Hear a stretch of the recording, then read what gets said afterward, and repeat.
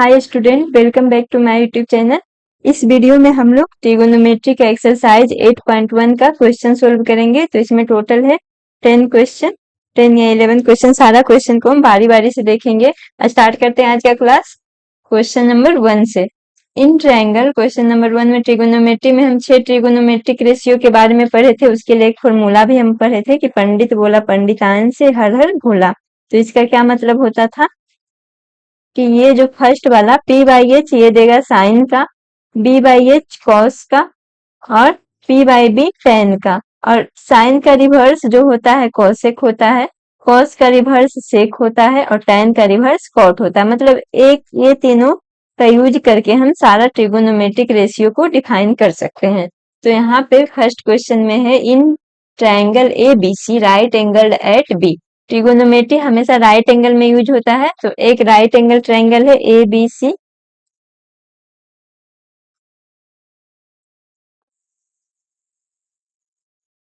और right angle कह रहा है बी पे राइट एंगल बन रहा है। मतलब ए बी सी इस तरह से ट्रायंगल बन रहा है और बी पे राइट एंगल है।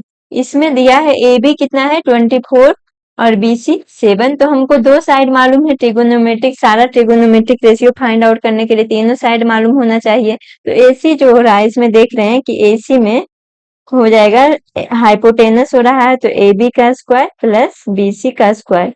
देखो हाइपोटेनस चेंज नहीं होगा, कोई सा भी एक्यूट एंगल को लेंगे तो हाइपोटेनस हमेशा सेम रहेगा।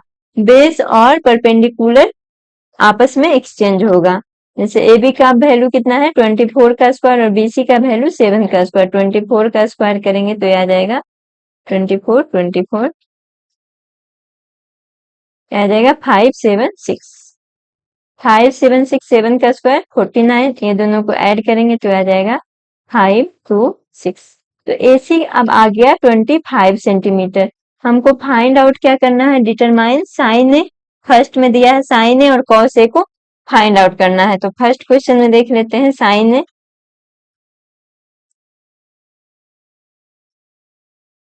अब साइन ए, तो साइन ए के लिए हम ट्रिक क्या जानते हैं, ये पी पंडित बोला पंडितान से, पी पंडित बोला पंडितान से हर हर भोला। तो देखो इसको याद रखने का ट्रिक है कि फॉर्मूला को हम याद रखेंगे। तो फर्स्ट वाला साइन का वैल्यू देता है। अब साइन ए पूछ रहा है तो ए एंगल पूछ रहा है, तो ए के हम बोले थे कि जिस एंगल को पूछेगा उसके अपोजिट जो एंगल होगा, उसके अपोजिट साइड होगा। ए के लिए ए वाला परपेंडिकुलर हो जाएगा और हाइपोटेनियस तो सेम रहेगा, बाकी जो बच गया बेस हो जाएगा जिसमें एंगल ए आएगा। तो साइन ए बराबर होता है पी बाई एच, मतलब परपेंडिकुलर बाई हाइपोटेनस। तो एंगल को ए ले रहे हैं तो ए का अपोजिट साइड परपेंडिकुलर होगा, तो ए का अपोजिट साइड है बीसी, मतलब बीसी और हाइपोटेनस एसी रहेगा। तो बीसी का वैल्यू है 7 और हाइपोटेनस एसी का वैल्यू 25, मतलब कि साइन ए जो आ जाएगा 7/25 आ जाएगा। और इसी में एक क्वेश्चन फर्स्ट में साइन ए और कॉस से पूछ रहा था। तो कॉस से ये दूसरा वाला जो होता है कॉस का फॉर्मूला देता है, तो ये होता है बी बाई एच। अब देखो फिर से ए का पूछ रहा है तो ए के लिए तो ए परपेंडिकुलर हो गया और ये वाला बेस हो गया, मतलब कि इसको लिख सकते हैं ए बी अपॉन ए सी। अब ए बी 24 और ए सी 25। तो ये हो गया फर्स्ट का। अब सेकेंड में पूछ रहा है, देखो सेकेंड क्वेश्चन है साइन सी और कॉस सी। साइन सी और कॉस सी निकालना है। देखो यहाँ पे एंगल चेंज कर दिया, हमेशा 90 डिग्री वाला एंगल से कभी नहीं पूछेगा, हमेशा दो एक्यूट एंगल बनेगा। 90 डिग्री वाले को छोड़ करके वही दोनों एंगल के रिस्पेक्ट में हमको ट्रिगोनोमेट्रिक रेशियो को फाइंड आउट करने देगा। तो ट्रायंगल ए बी सी था, राइट एंगल बी पे बन रहा था, ये 24 था और ये 7 था, तो ये आया था 25।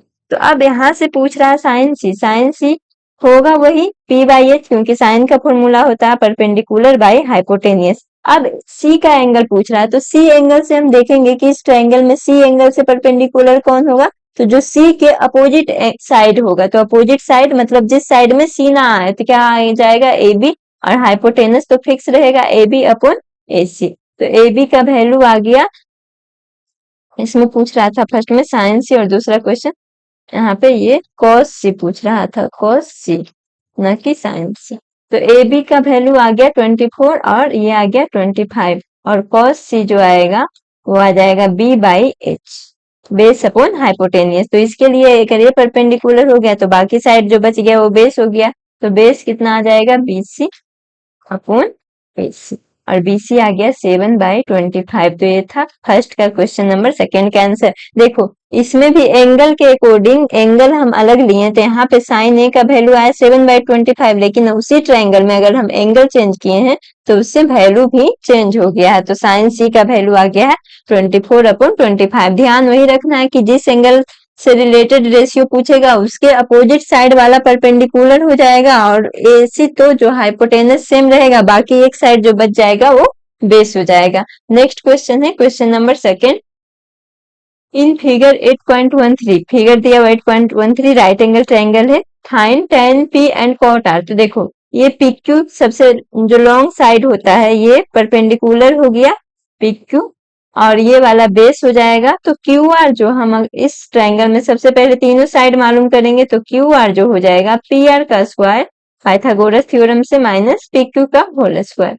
तो ये आ जाएगा 13 का स्क्वायर माइनस 12 का होल स्क्वायर। 13 का स्क्वायर 169 और 12 का स्क्वायर 144, माइनस करेंगे तो 25 आ जाएगा, मतलब QR का वैल्यू आ गया 5। तो तीनों साइड मालूम चल गया, ये QR 5 आ गया।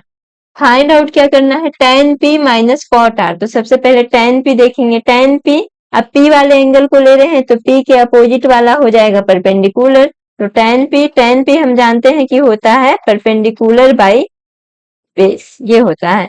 तो tan P अब परपेंडिकुलर कौन सा हो गया, P वाले का अपोजिट साइड।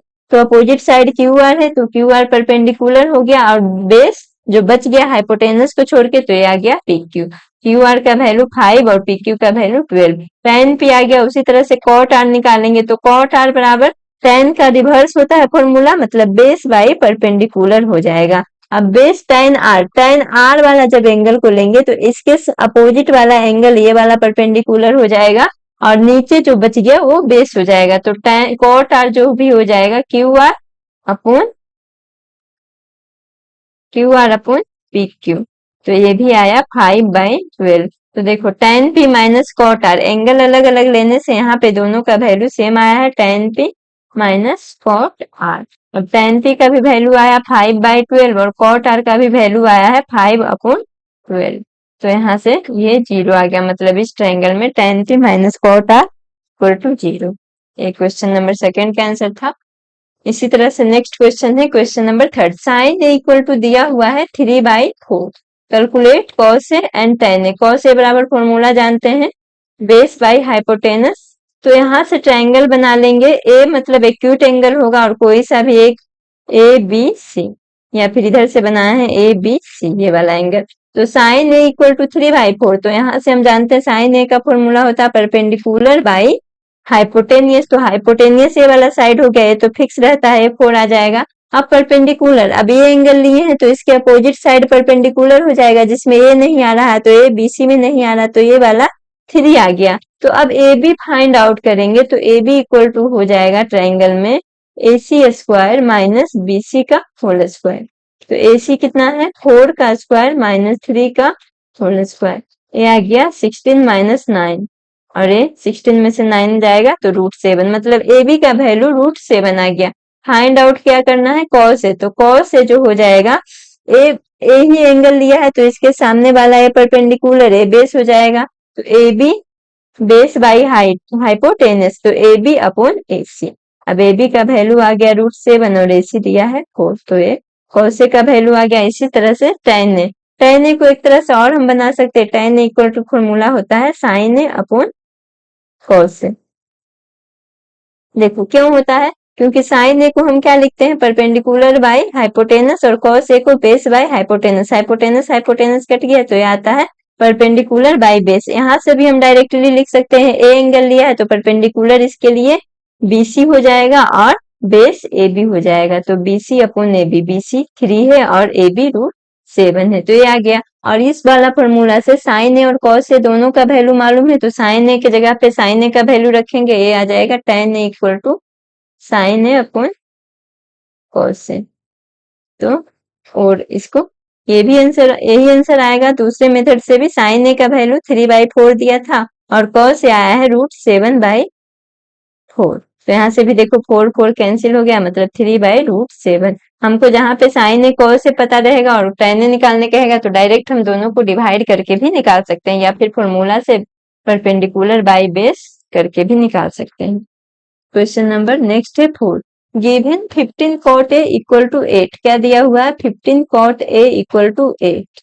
एंगल निकालना भी है साइन ए सेक ए, तो cot A इक्वल टू 8, तो cot A बराबर हम लिख सकते हैं 8/15, और cot A का फॉर्मूला क्या होता है? tan का उल्टा, tan परपेंडिकुलर बाई बेस होता है, तो ये हो जाएगा b/p, मतलब पर बेस बाई परपेंडिकुलर। तो अब ट्रायंगल बना लेंगे। ट्रायंगल में एक्यूट एंगल ए बोल रहा है, ए का वैल्यू दिया है तो ए को इस साइड लिखेंगे। इससे पता चलता है यहाँ पे अगर ए को लिखेंगे तो कंफ्यूजन नहीं होता है, डायरेक्ट लगता है कि ए परपेंडिकुलर हो गया, ए बेस हो गया या हाइपोटेनस हो गया। तो ए बी सी ट्रायंगल है। cot A इक्वल टू 8/15, मतलब क्या दिया है? cot A का बेस, ए इसके सामने वाला ए परपेंडिकुलर हो गया, तो नीचे परपेंडिकुलर ए 15 हो गया, बेस ये वाला 8 आ गया, तो AC निकालना है। तो AC इक्वल टू हम क्या लिख सकते हैं? AC equal to hypotenuse equal to root under AB का स्क्वायर प्लस BC का होल स्क्वायर। अब AB 8 का स्क्वायर, BC 15 का स्क्वायर। 8 का स्क्वायर करेंगे तो 64, 15 का स्क्वायर 225, ये दोनों को ऐड करेंगे तो 289, मतलब AC इक्वल टू 17 आ गया। तो साइन ए और सेक ए मालूम करना है, तो साइन ए बराबर फॉर्मूला जानते हैं। एंगल देखो चेंज नहीं हुआ तो परपेंडिकुलर भी चेंज नहीं होगा, परपेंडिकुलर बाय हाइपोटेनियस, तो परपेंडिकुलर अभी भी BC है और हाइपोटेनियस AC है। तो sine A equal to BC का वैल्यू 8 और AC का वैल्यू 17 फाइंड आउट किए हैं। और सेक ए कॉस का उल्टा होता है, तो कॉस का B/H, तो यहाँ पे हो जाएगा H/B, hypotenuse by base. Hypotenuse same रहता है AC, और एंगल सेम है तो बेस भी सेम रहेगा, मतलब AB। और AC का वैल्यू 17 है और AB का वैल्यू 8 है। तो ये आ गया साइन ए और सेक के दोनों का। और यहाँ पे एक चीज मिस्टेक हो गया है, यहाँ पे BC का वैल्यू 15 है, गलती से 8 लिखा गया, ये आ गया 15/17, और सेक ए का वैल्यू 17/8। तो ये था क्वेश्चन नंबर 4। नेक्स्ट है 5 question number. Sec theta equal to 13/12। बस फॉर्मूला सारा ध्यान में रखना और उसी फॉर्मूला पे पुट करके निकालना है। सेक थीटा बराबर 13/12, सेक थीटा कॉस का उल्टा, ये ट्रिक याद रखेंगे, PBP और HHB। बीच वाला कॉस का देता है तो सेक जो होता है कॉस का रिवर्स होता है, मतलब कॉस B/H है तो सेक H/B हो जाएगा।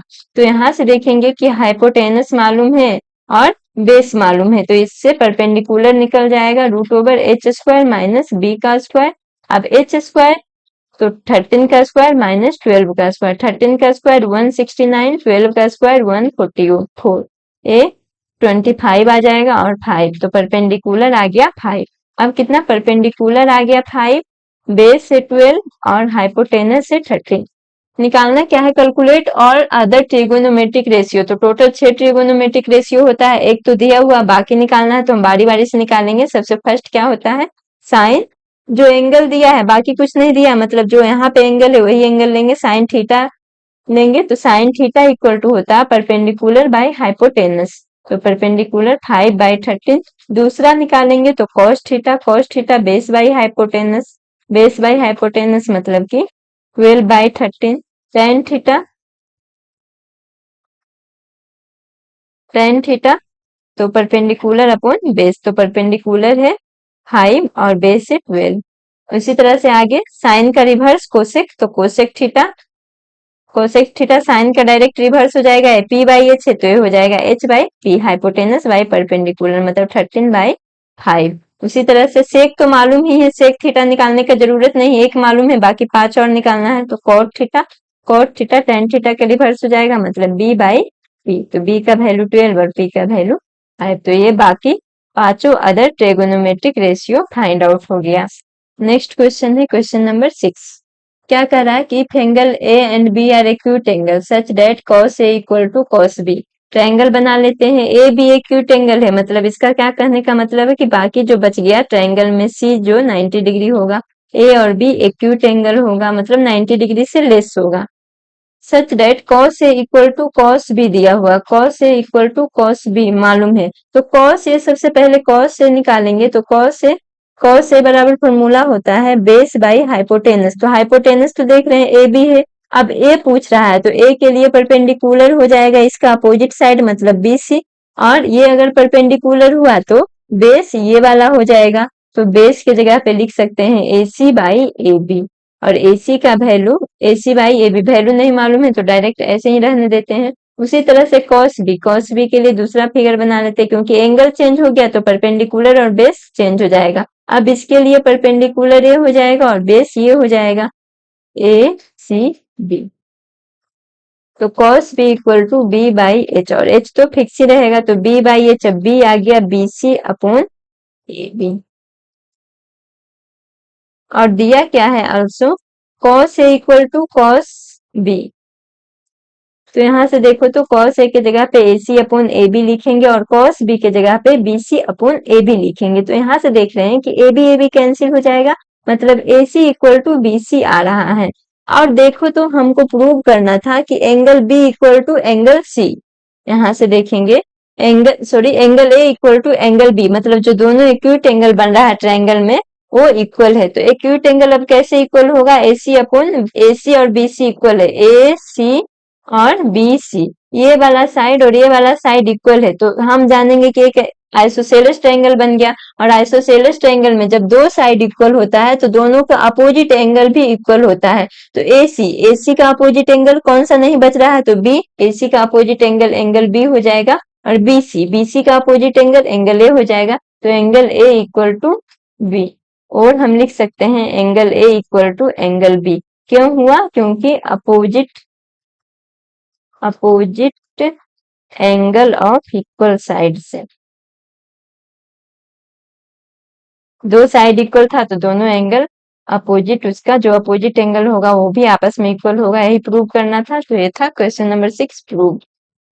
नेक्स्ट है question number 7, cot theta equal to 7/8, cot theta दिया हुआ है 7/8, जैसे ही हमको दो चीज मालूम चल गया, cot थीटा बराबर फॉर्मूला होता है बेस बाई परपेंडिकुलर, तो यहाँ से बेस मालूम है परपेंडिकुलर मालूम है, तो हाइपोटेनस जो आ जाएगा बेस का स्क्वायर प्लस परपेंडिकुलर का होल स्क्वायर, तो बेस 7 का स्क्वायर प्लस 8 का स्क्वायर, 7 का स्क्वायर 49, 8 का स्क्वायर 64, ये करेंगे तो 9 4 13 6 4 10 रूट ओवर 113 आ रहा है इसका।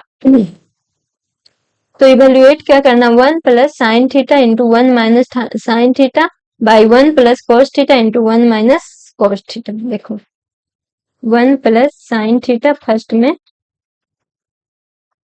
Into 1 minus sine theta by 1 plus cos theta into 1 minus cos theta. देखो अब साइन थीटा मालूम करना है, तो साइन थीटा बराबर जो होता है परपेंडिकुलर बाई हाइपोटेनस होता है, तो यहाँ से परपेंडिकुलर था 8 और हाइपोटेनस आ गया √100, 8 बाई √100 130।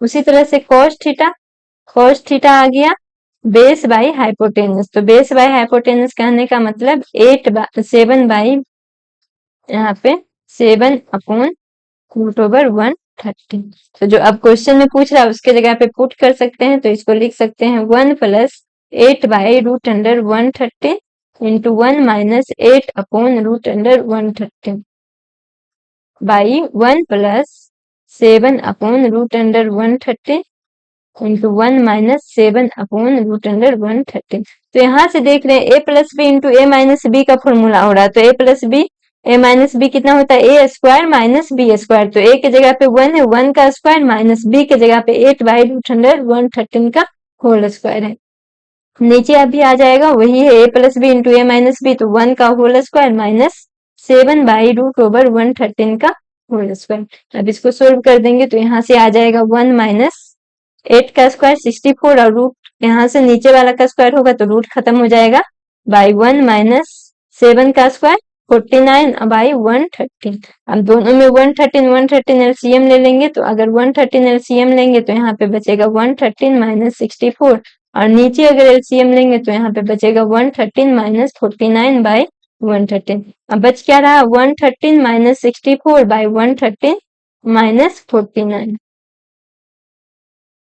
तो ये आ जाएगा 4 और 49 आ जाएगा, ये 64 आ जाएगा। तो आ गया 1 plus sine theta into 1 minus sine theta by 1 plus cos theta into 1 minus cos theta equal to 49 by 64। इसी का वैल्यू इवेल्युएट करने का मतलब इस पूरा का वैल्यू निकालना था, तो इसका वैल्यू आया है 49 अपॉन 64। ये था क्वेश्चन नंबर फर्स्ट। इसका क्वेश्चन नंबर सेकंड में है कॉट स्क्वायर थीटा। तो देखो, तो क्वेश्चन नंबर सेकंड में पूछ रहा है कॉट स्क्वायर थीटा।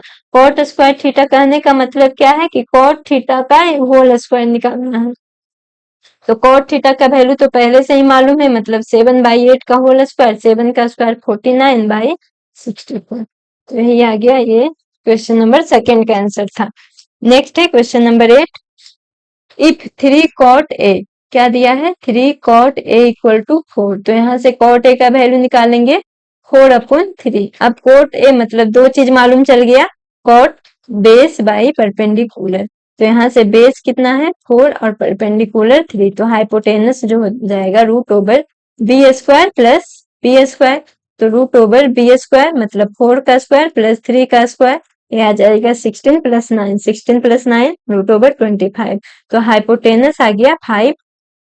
अब क्या निकालना है कि चेक वेदर, चेक करना है 1 minus ten square A upon 1 plus ten square A equal to cos square A minus sine square A. और नोट मतलब चेक करना है कि ये दोनों का वैल्यू इक्वल आ रहा है कि नहीं। तो दोनों का हम बारी बारी से वैल्यू निकालेंगे। एलएचएस में क्या दिया हुआ है, सबसे पहले एलएचएस वाला को देखेंगे, 1 minus ten square A upon 1 plus ten square A.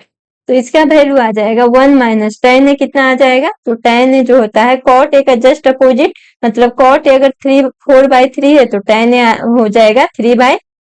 Reverse कर देंगे तो यहाँ से हम डायरेक्ट लिख सकते हैं 3/4 का स्क्वायर बाई 1 प्लस 3/4 का स्क्वायर। ये आ जाएगा 1 माइनस 9/16 बाई 1 प्लस 9/16। तो ये आ जाएगा 16 माइनस 9/16 प्लस 9/16। 16 से 16 कैंसिल हो जाएगा, 16 में से 9 घटाएंगे तो एलएचएस का जो वैल्यू आ गया 7/16 प्लस 9 25। और आरएचएस में दिया हुआ था, आरएचएस का भी वैल्यू अगर एलएचएस के इतना आ गया तो इसका मतलब है आरएचएस इक्वल है, आरएचएस की अगर वैल्यू नहीं इक्वल आया तो इक्वल नहीं है। Cos square A minus sine square A, RHS में दिया है cos square A minus sine square A. Cos square ए कहने का मतलब बी बाई एच का होल स्क्वायर, और साइन स्क्वायर है तो साइन ए का स्क्वायर पी बाई एच का होल स्क्वायर। अब बेस को हम कितना माने थे, बेस जो था हाइपोटेनस तो 5 आ गया, बेस है 4 और परपेंडिकुलर है 3, तो यहाँ पे 4/5 का स्क्वायर माइनस 3/5 का होल स्क्वायर। तो आ जाएगा 16/25 माइनस 9/25। एलसीएम लेंगे तो देख रहे हैं कि ये भी आ रहा है 16/25 में से 25, तो ये आ गया 7/25। That is LHS equal to RHS, और इक्वल दोनों कितना का आ गया 7/25। मतलब जो क्वेश्चन में दिया हुआ था एलएचएस और आरएचएस वो आपस में इक्वल है, तो आंसर हो जाएगा इसका इक्वल है। नेक्स्ट है question number 9। In triangle ABC right angle at B, क्या कह रहा है कि बी पे राइट एंगल बन रहा है, तो जिस पे राइट एंगल बनेगा उसको छोड़ करके बाकी दोनों एक्यूट एंगल होता है ट्रायंगल में, तो ए बी सी ये राइट एंगल बन गया।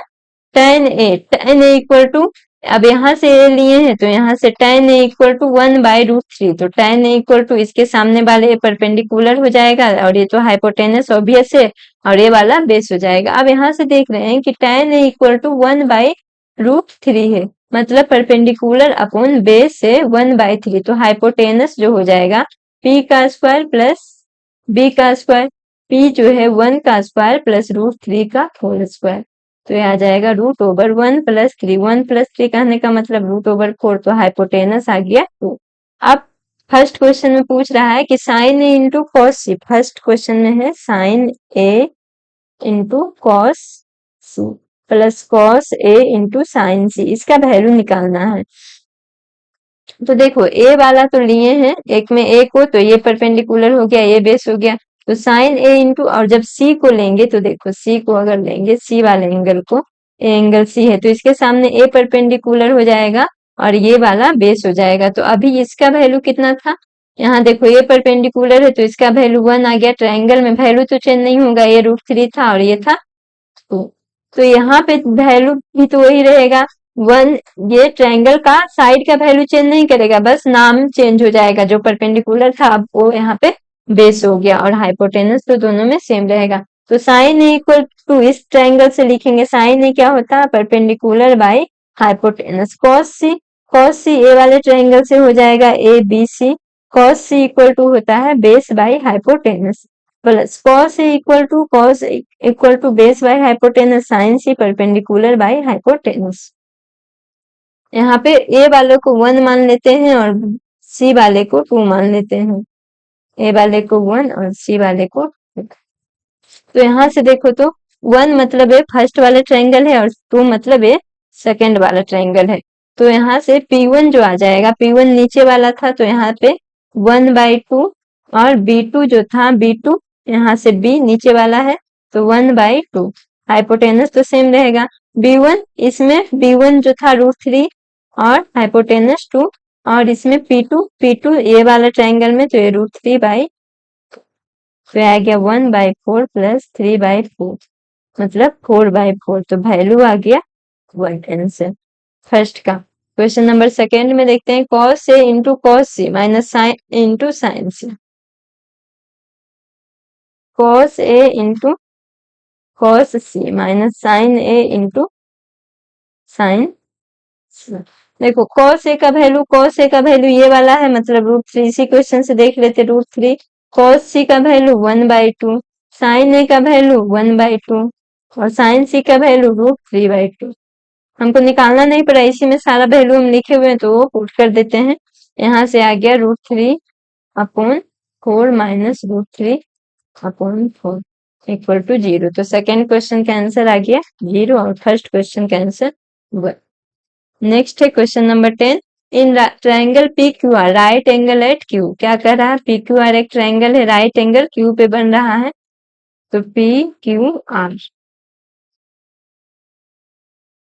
P R upon P Q कितना दिया है 5 सेंटीमीटर दिया, और क्या कह रहा है कि P R plus Q R equal to 25 दिया है। तो इस ट्रायंगल में, इन ट्रायंगल पी क्यू आर में P R square equal to हो जाएगा P Q square plus Q R का होल स्क्वायर। यहाँ से हम देखो तो क्यू आर का वैल्यू हम लिख सकते हैं 25 माइनस पी आर का पी आर। तो यहाँ पे या फिर पी आर को भी हम कोई सा भी वैल्यू लिख करके फाइंड आउट कर लेंगे। P R square equal to हो जाएगा पी क्यू का वैल्यू तो मालूम है 5 का स्क्वायर, क्यू आर जो आ जाएगा 25 माइनस पी आर का होल स्क्वायर।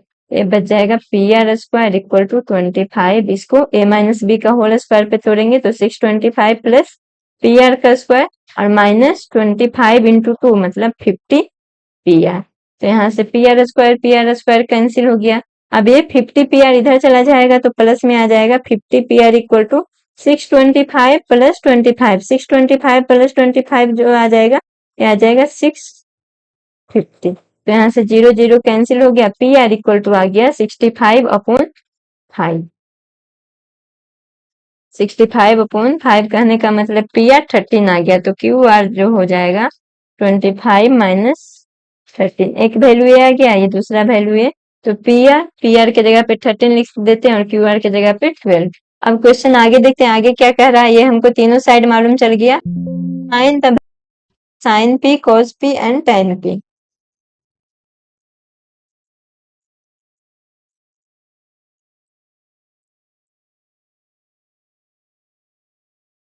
तो यहाँ पे साइन पी कॉस पी और टेन पी निकालना है।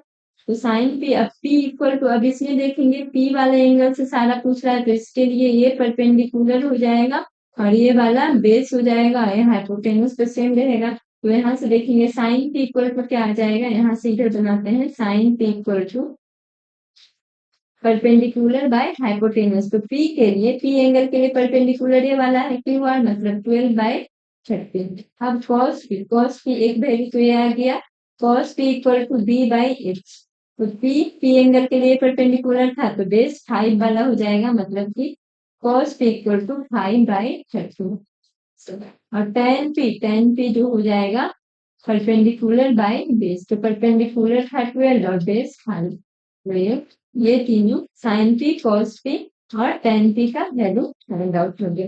अब इसका इस एक्सरसाइज का लास्ट क्वेश्चन देखते हैं, question number 11। State whether the following are true और false, justify your answer. First में क्या करा, द वैल्यू ऑफ tan है, tan ए क्या का वैल्यू क्या करा कि ऑलवेज लेस देन 1 होता है। तो tan इक्वल टू हम क्या जानते हैं, ट्रू है या फॉल्स है हमको पता करना है, तो tan equal to perpendicular upon base जानते हैं। तो हो सकता है, देखो लेस देन 1 कब आएगा, जबकि बेस का वैल्यू बड़ा होगा, बेस हमेशा बड़ा, जब वैल्यू जैसे 4/5 ये हमेशा लेस देन 1 आएगा। जब नीचे डिनोमिनेटर का वैल्यू बड़ा होगा न्यूमरेटर से, तो हमेशा वैल्यू जो होगा 1 से कम आएगा। तो यहाँ पे क्या हो सकता है, कभी हो सकता है परपेंडिकुलर भी ग्रेटर देन बेस है, हो सकता है कभी परपेंडिकुलर जो है बेस से बड़ा है, या फिर कभी हो सकता है बेस परपेंडिकुलर से बड़ा, दोनों कंडीशन पॉसिबल है। तो कभी tan a का वैल्यू लेस देन भी 1 आएगा और कभी tan a का वैल्यू ग्रेटर देन भी 1 आएगा, या फिर हो सकता है कभी परपेंडिकुलर और बेस दोनों इक्वल है, b इक्वल टू p। तो tan a का वैल्यू यहाँ पे ये वैल्यू बेस अगर बड़ा होगा तो tan a छोटा आएगा, और tan a इक्वल टू 1। इसको फिर से लिख देते हैं,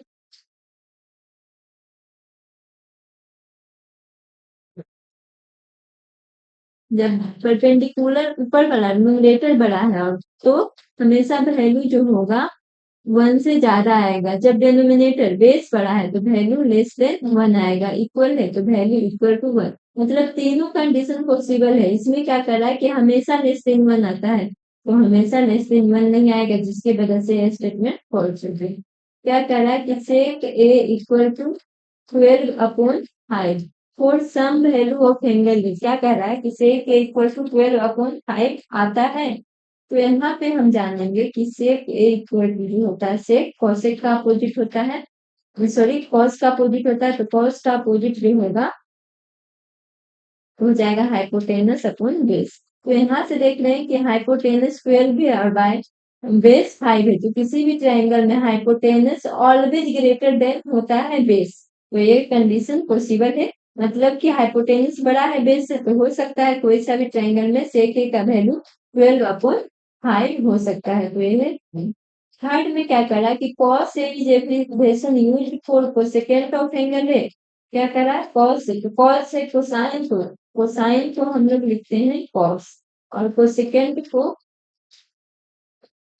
हम लोग शॉर्ट में लिखते हैं कोसेक। तो इसमें कह रहा है कि कोसाइन कोसेकेंट जो है, कोसेकेंट कह रहा cos का है, तो ये तो पॉसिबल नहीं है, इसलिए फॉल्स स्टेटमेंट हो गया।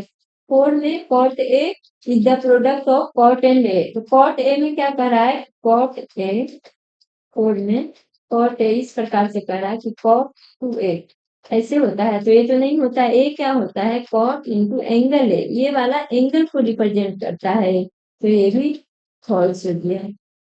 cot और a का प्रोडक्ट नहीं है, बल्कि a जो है एक एंगल है।